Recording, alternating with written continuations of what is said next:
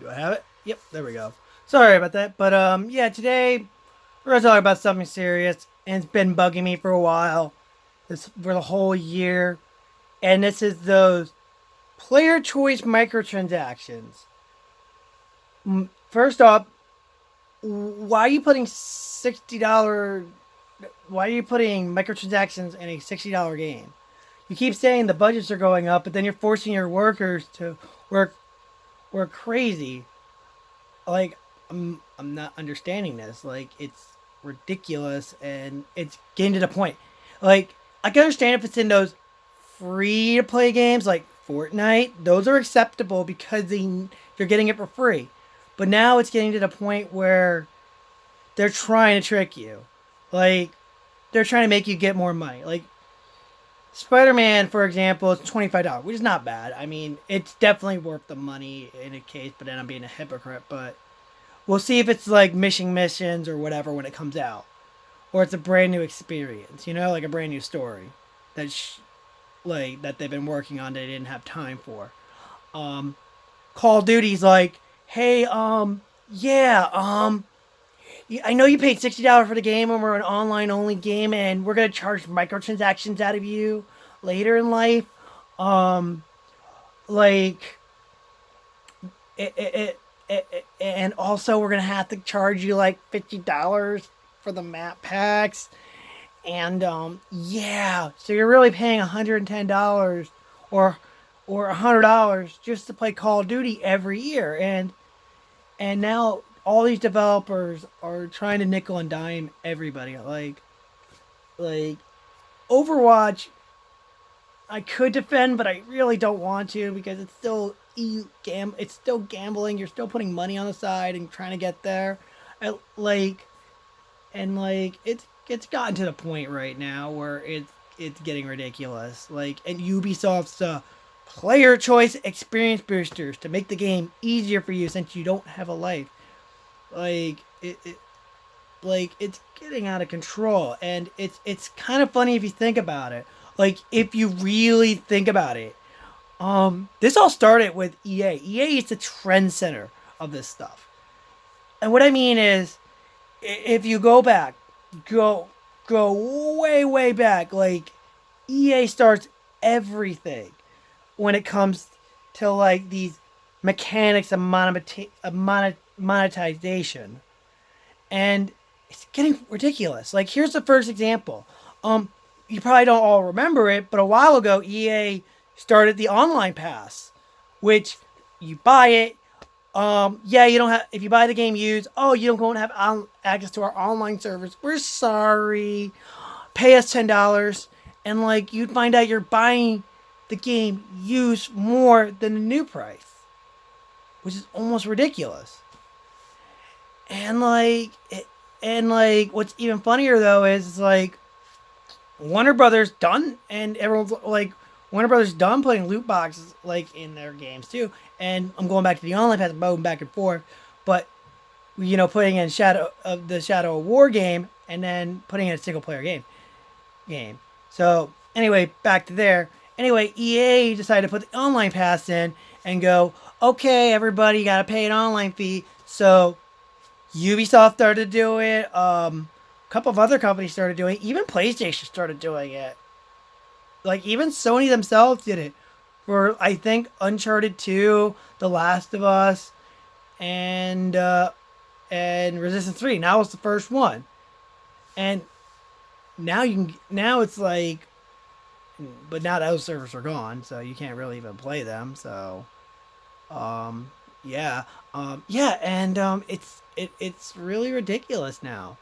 And then like and like even Warner Brothers did their own version of the online pass by putting content that was very important to Arkham City, and which is the Catwoman DLC, which is actually part of the game. You actually had to download that thing to actually want to play Catwoman, to understand the story fully why Catwoman's there. Like it's ridiculous how monetization's gotten from the last generation to this generation because of the online pass. And then EA decided to go, we're taking away the online pass because we're idiots, and kept microtransactions because they couldn't keep microtransactions and the online pass at the same time. And yeah, it was it's mind blowing now. It's starting to get ridiculous, and it's all because of and then like with EA, and then I'm gonna get now to the loot boxes where EA starts wanting to screw the pooch a little bit, because I did some research onto this, and I found out like Overwatch wasn't the first one to start it. It wasn't. Loot boxes have been there since the last generation, believe it or not, because the CEO, I can't remember his name, but he was listening to the guy that came up with the FIFA Ultimate Team, and he said, "I want a FIFA Ultimate Team in every EA game we have." So because of that, we got all these games with microtransactions in them. Like, believe it or not, Mass Effect 3 was never going to actually have multiplayer. That was EA. EA told them make a multiplayer and put those loot boxes in. Go put them right in. And you know, it's funny. It's funny because like it's all goes back to EA. EA needs to stop doing stupid shit. But at least people are starting to like stop this. But now it's starting to become like this thing where it's like, we don't want just some of the money. We want all the money. All the money. Yeah, we want all your money. And it's like, and they're trying to extract people. These things I expect from mobile games, because they need that. And like it's ridiculous. It's even more ridiculous now. And like it's gotten to the point where EA is now even willing to break country laws just to keep their microtransactions in their game, because they feel like it isn't really gambling. Like if you blindfold me, and do Stairway and do like 7 Minutes in Heaven, I don't know who I'm making out with. That's still gambling. If I hold you a box and I told you there's something in there, and you're like, it could be anything. It could be keys to a yacht. And oh yeah, now I remember his name, Andrew Wilson. Andrew Wilson's the CEO. Like he'll go, oh, new yacht, I'll buy that. And now I also looked into more research. Apparently, all the transactions are not going back to the developers. They're going to the CEOs and the investors more than the people that actually kind of deserve it. Like, I get the investors, but they need the money just as much. So this topic came up because like Jim Sterling put it up, and then Dreamcast guy talked about it. And Jim Sterling, crazy guy as he can be, actually did a lot of research, and it makes sense. So, and even like Dreamcast guy, who's like a very steady YouTuber, he's very great. He's a good, cool guy I like to watch all the time. It feels like I want to have a conversation with him. He'd be like the type of guy if I met at a con, I would just be like, sit down with him and have like a pretty good time with him and everything, and just talk about video games and stuff. But yeah, he brought up the point of like how developers they're both getting more greedy than ever, and trying to do dare tactics right now.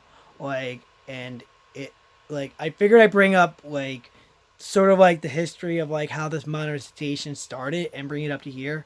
But the point is, I've been growing up since the Super Nintendo and Genesis days.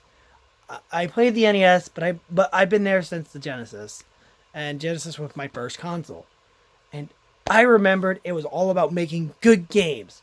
Good games. Now it's all about making that one game and profiting it off so much off of it that we could go to the bank and go, yippee-yay!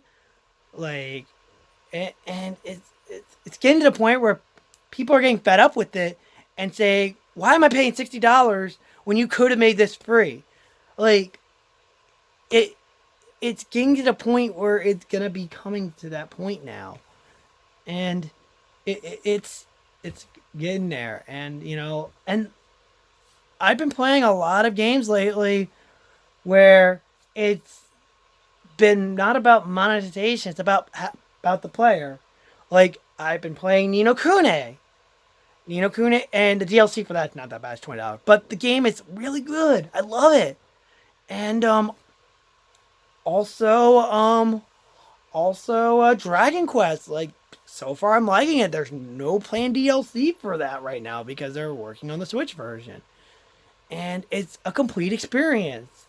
Like and like it's gotten to the point right now. Like I'm looking at all my games, like even ukulele. You all some people hate it. It's a complete game. Like yeah, there's some DLC in there, but that was just to help the game be better. But you still have your complete game experience in there. And I'm right now looking at all my games, and I'm like, yeah, the only games I could maybe give a pass on, and I hate to say it, it's probably fighting games. But that's DLC, and you're getting new characters though. And like for example, Tekken just started getting a new Tekken just started getting season 2, and yeah, it's pretty apparent right now that it's getting to that point where everybody is gonna get mad, and yeah, like oh yeah, heck, even Ratchet and Clank was a complete game. Yeah, I'm like looking at my collection of what games are kind of complete or what like kind of was just like, I mean, the Nier game, Nier Automata had its DLC, but that was sort of like something that they made for fun because the final bosses are pretty much the CEO of Platinum Games and Square Enix. Think about that for a moment. You're trying to kill the bosses that made your game. So, I don't know. Tell me your thoughts.